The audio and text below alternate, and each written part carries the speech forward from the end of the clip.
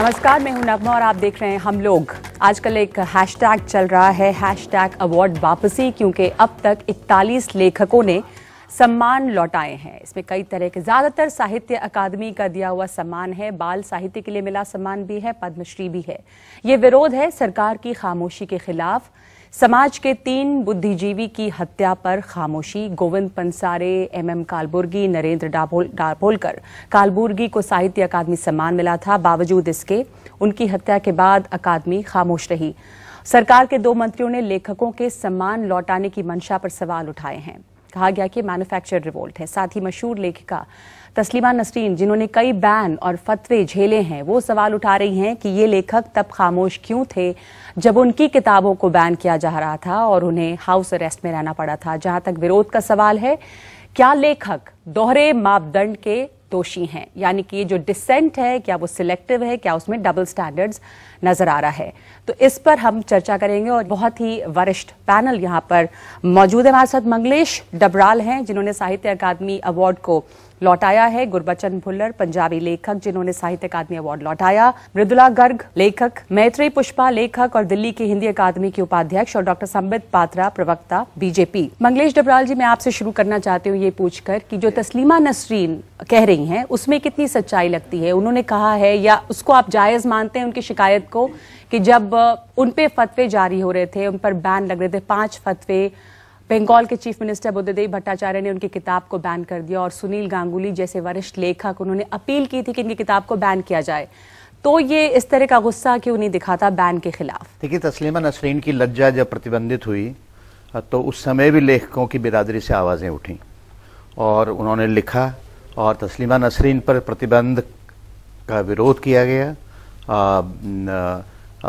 उस समय पश्चिम बंगाल सरकार ने उनको अपने यहाँ नहीं रहने दिया, वो अलग मुद्दा है, लेकिन तस्लीमा नसरीन की किताब पर प्रतिबंध ऐसा नहीं है कि इस पर जो हिंदी में खामोशी छाई रही हो। दिल्ली में वो हाउस अरेस्ट में थी, उनके खिलाफ 5 फतवे थे, बहुत लोगों ने उसका विरोध भी किया था। मैं ये बात तो बिल्कुल नहीं मानने को तैयार कि विरोध नहीं किया था। कुछ लोगों ने किया। घोष और सुनील गांगुली जैसे 2 लेखकों का नाम लिया है, जिन्होंने बुद्धदेव भट्टाचार्य के पास अपील की थी कि इनकी किताबों को बैन करें। उसका कारण था कि उनके नाम उस किताब में थे। तो अब बाकी में मैंने किताब पढ़ी नहीं जी। और मैंने तस्लीमा नसरीन को बहुत कम पढ़ा है, क्योंकि मैंने थोड़े पन्ने पढ़े।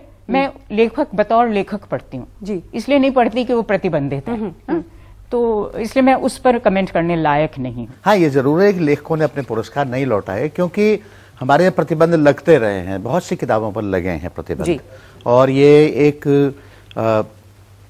कम से कम बुद्धिजीवियों और लेखकों की हत्या जैसी जो है गंभीर घटना तो नहीं थी। निश्चय ही गंभीर घटना थी ये व्यक्ति की आज़ादी का हनन था, लेकिन इतनी गंभीर घटना नहीं थी कि लोग अपने पुरस्कार वापस करते। तो इस वक्त जो सम्मान वापस आपने किया, उसमें जो मेन आपत्ति है, जो मुख्य आपत्ति आपको है, वो ये कि सरकार खामोश रही है जब बुद्धिजीवियों की हत्या हुई। देखिए, इसके 2 पहलू हैं। एक तो जो हमारे देश के राज्य सत्ता है इस समय, उसका जो पूरा एजेंडा है, उसका जो पूरा प्रोग्राम है, वो एक सांप्रदायिक फाशीवाद को लागू करने का एजेंडा है। और ये एजेंडा संघ परिवार, सरकार, उसके तमाम संगठन, जिनमें कई कानूनी गैर कानूनी दोनों तरह के संगठन हैं, ये हमेशा इस तरह का एक माहौल इस देश में पैदा कर रहे हैं कि मुस्लिम डर जाएं, ईसाई डर जाएं, अल्पसंख्यक जो हैं डर जाएं, दलित डर जाएं। भुल्लर साहब, आपको लग रहा है कि दोहरे मापदंड है जहां तक विरोध का सवाल है? कई बार लेखकों के खिलाफ इस तरह की बातें हुई, तब इतनी ज्यादा आउटरेज, इतना आक्रोश नहीं दिखा था जितना कि अब दिख रहा है। अब तो सिलसिला लग गया अवार्ड वापसी का। इससे पहले कभी ऐसी घटना नहीं हुई? क्या इस तरह की समाज की हालत इससे पहले कभी नहीं थी जैसा अभी हुआ? ये जो बात की जा रही है कि आपने उस समय क्यों ना किया, उस समय क्यों ना किया, ये सारी बहस को एक तरफ करने के लिए ऐसी दलीलें दी जा रही। जिन्होंने अब कालबुर्गी को मारा है, यही हुसैन को पीटने वाले थे, चाहे उस समय सरकार कांग्रेस की थी। ये बड़ा महत्वपूर्ण नुक्ता है जो लोगों को याद रखना होगा। अब खट्टरबाणी कल हुई जी, उसके बाद एक साउथ के आदमी ने गटरबाणी कर दी है। MLA ने वो बेटी को कह के, बच्ची को जो थी, कि तुम्हें बाजू खींच के मेरे सामने से कोई ले जाए, मैं क्या करूं। तो ये खट्टरबाणी और गटरबाणी जो चल रही है ना, इसने इतना नीचा कर दिया हमारा। और एक बात मैं आखिर में कहना चाहूंगा देखो, समाज के अंदर संवाद कभी टूटना नहीं चाहिए। हमारे जो मिनिस्टर फॉर कल्चर हैं, हिंदुस्तान के सबसे कल्चर्ड आदमी हैं वो हमारी साहित्य और कल्चर की समस्याओं को बड़ी अच्छी तरह से देख रहे हैं। अब उसने सारी समस्या का अगर ये मिनिस्टर बीच में ना कूदते तो बड़ा अच्छा हल दे दिया था कि भी तुम लिखना बंद कर दो। अब ये इतना अच्छा हल है, अगर लेखक इसको अपना लें तो कोई झंझट ही नहीं रहेगा। जब हम लिखेंगे नहीं, किसी को इतराज नहीं होगा, कागज बचेंगे, स्याही बचेगी, टाइम बचेगी। अब घर वाले कहते हैं कि सब्जी लाओ, हम कहते हैं भाई हम कहानी लिख रहे हैं, अपना घर का काम करेंगे, घर में शांति रहेगी। तो ये जो बीच में संवाद का जो है वो सिलसिला, अब देखिए दादरी में जो कुछ हुआ, अगर उस आदमी को नॉक करते, उसको बाहर बुलाते, उसको कहते कि तेरे फ्रिज में गऊ का मांस पड़ा है, हम देखना चाहते हैं, मांस देखते, अगर गऊ का निकलता उसको पुलिस के हवाले करते। हमारे संविधान में उसकी सजा है, लेकिन वो खुद दे दी। और आज तो आरएसएस ने बाकायदा उन्होंने लिख दिया है कि कानून नहीं कोई, हमारे वेदों में लिखा है, हम उसको लागू करेंगे। जो दादरी पे मैं फिर आऊंगी, आपने जो एक बात कही कि सरकारें तब भी जो थी अब भी जो हैं, ये घटनाएं जिन्होंने जैसे कालबुर्गी को मारा वो एक ही किस्म के लोग हैं, तो फिर ये गुस्सा सरकार के खिलाफ, अभी की सरकार के खिलाफ क्यों? नहीं, सरकार के खिलाफ नहीं, वो इसीलिए कि जो माहौल सारा बन गया है, सारा माहौल जो बन गया है, ऐसे माहौल पहले कभी नहीं था। अच्छा। तो उस माहौल में एक डर लगता है, और ये लगना चाहिए हर होशमंद आदमी को। जो जेतली जी ने दिया है सालों का सिलसिला, उनमें उनकी डायरी फटी हुई है। वो कहते हैं कि 1984 में इस्तीफा क्यों ना दिया, 89 में भागलपुर का क्यों ना दिया, उससे 2004 पे आ जाते हैं। बीच में उनके डायरी के बढ़ के ही नहीं है, 2002 का सफाई नहीं जेतली जी की डायरी में। ये क्यों नहीं पूछते कि तुमने 2002 में क्यों ना दिया? सबित पात्रा, जो गुरबचन साहब बात कह रहे हैं कि माहौल ऐसा बन गया है जिसमें डर लगता है और डिसेंट या विरोध बहुत जरूरी है, उसको आप खामोश नहीं कर सकते, तो इसलिए वो तो करना ही चाहिए। जो लेखक सम्मान लौटा रहे हैं वो लाजमी भी है कि विरोध हो और हर होशमंद आदमी को इसके बारे में सोचना चाहिए। ये माहौल बनाने के लिए आपकी सरकार जिम्मेदार है। देखिए, सबसे बुद्धिमान जनता होती है, वो सही हैशटैग लगा देती है, सिलेक्टिव आउटरीच। जो दूसरा हैशटैग जो चल रहा है, मैं पहले लेखकों को और लेखनी को प्रणाम करते हुए कहूंगा जी, एक सबसेट को आप लेखक मत सोचिए, मैं उस सबसेट के विषय में कह रहा हूं। दूसरा हैशटैग है दरबारी लेखक।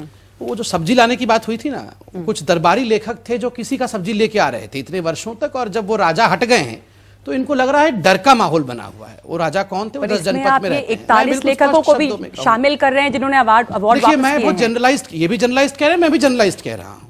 तो दरबारी लेखक हैं। क्यों दरबारी है मैं बताता हूं। बिल्कुल सही कहा सबने, कलबुर्गी हो, दाभोलकर हो, जो पंसारे हो, death can never be justified. किसी का मर्डर कभी जस्टिफाई नहीं हो सकता है, उसके खिलाफ भर्त्सना निंदा करनी चाहिए। दाभोलकर जी की हत्या 20 अगस्त 2013 में हुई थी। उस समय कौन था?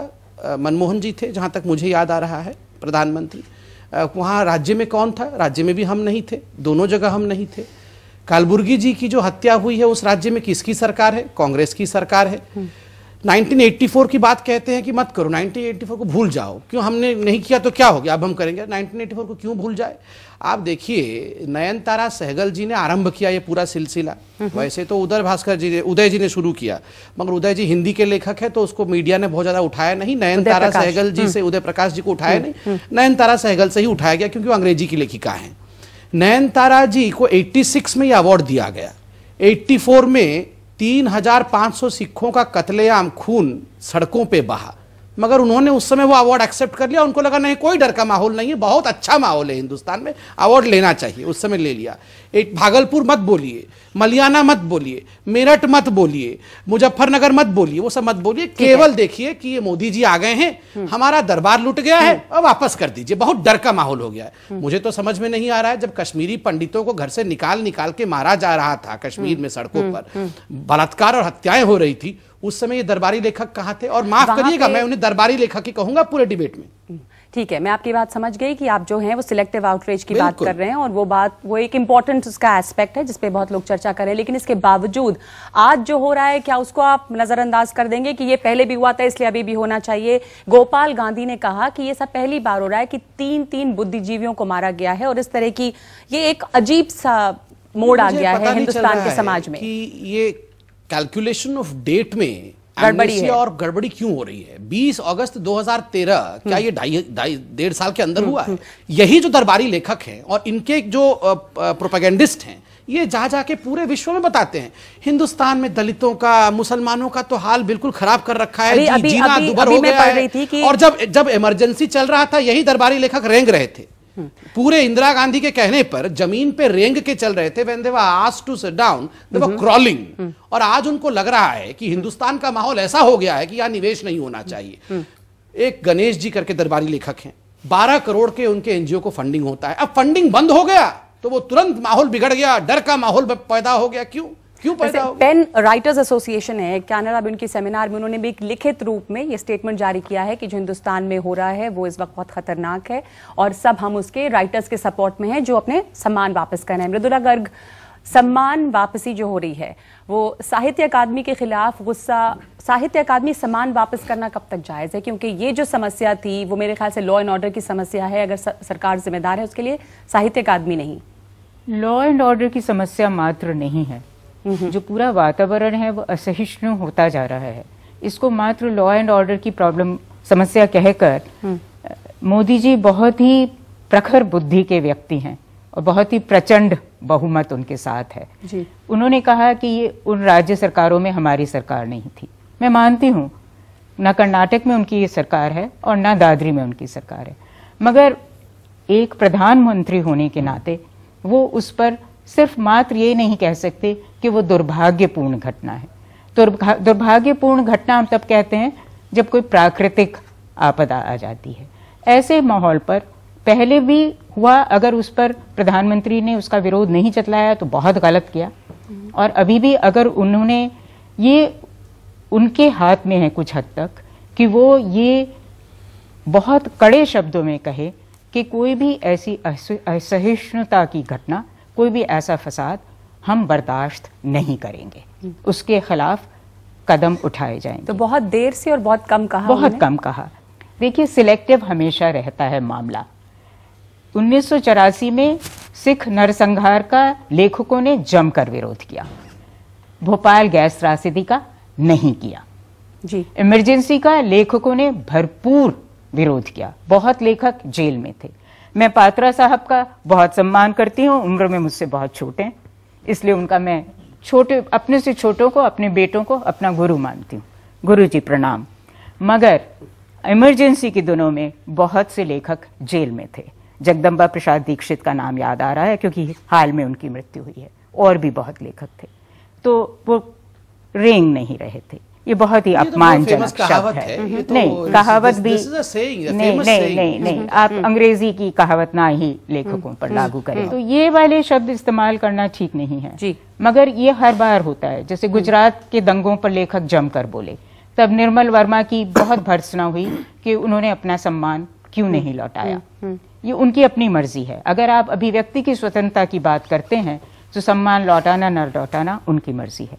गुजरात के दंगों के विरोध में लेखक जमकर बोले, कश्मीर पंडितों के पलायन पर, निकाले विस्थापन पर नहीं बोले। ये सिलेक्टिव रहता ही है। मैंने सम्मान क्यों नहीं वापस किया? इसलिए नहीं कि मेरा सम्मान वापस करने वालों से जरा सा भी विरोध है। मेरे दो कारण हैं। एक कारण ये है कि मैं मानती हूं कि साहित्य अकादमी एक स्वायत्त संस्था है जी। तो हम अगर इस तरह से उसका सम्मान वापस करेंगे तो सरकार के हाथ हम मजबूत करेंगे कि वो अकादमी की स्वायत्तता को खत्म करके उसे अपने हाथ में ले ले। जैसे बाकी अकादमियों में जो अध्यक्ष वगैरह हैं वो नॉमिनेटेड होते हैं, यहाँ वो चुनकर आते हैं। मगर उसमें मैं ये जोड़ना चाहती हूँ, अगर वो एक स्वायत्त संस्था है तो उसको स्वायत्तता के साथ बोलने का साहस भी करना होगा जी। ये मेरी उनसे अपेक्षा है जी। शायद वो 23 अक्टूबर की मीटिंग में पूरी हो। दूसरा कारण मेरे ना वापस करने का ये है कि अवार्ड मुझे, पुरस्कार मुझे साहित्य अकादमी ने नहीं दिया, उसकी एग्जीक्यूटिव काउंसिल ने नहीं दिया, उसके बोर्ड ने नहीं दिया, एक लेखकों की चयन समिति ने दिया है। इसलिए सम्मान वापस करना लेखकों का एक तरह से उनकी अवमानना होगी। जी, बाकी मैं पूरी तरह उनके साथ हूं जिन्होंने सम्मान मैत्री लौटाया। पुष्पा, लेखकों का सम्मान वापस करना, ये विरोध आपको लगता है जायज है? मैं नहीं मानती कि इस तरह विरोध होना चाहिए। पहले भी सम्मान लौटाए गए, टैगोर का नाम लेते हैं लोग, रेणु जी का नाम लेते हैं, पद्मश्री लौटाया था। लेकिन हर वक्त वही नहीं चलता है जो चलता आया है, समय बदलता है, हमारी जो प्रतिक्रियाएं भी बदलनी चाहिए। तो आप सम्मान लौटा रहे हैं, अपनी एकेडमी में फेंक फेंक के जा रहे हैं, इससे बड़ा अपमान और एकेडमी का क्या हो सकता है? या अपने ही कृति पे जो मिला है उसका अपमान और क्या हो सकता है? आप ही कर रहे हैं अपना अपमान, इसलिए मैं उसके साथ नहीं हूँ। अगर आपको आना है तो आइए ना मैदान में, लिखिए, बाबा नागार्जुन की तरह लिखिए, क्यों नहीं लिखते? निराला की तरह लिखिए, क्यों नहीं लिखते?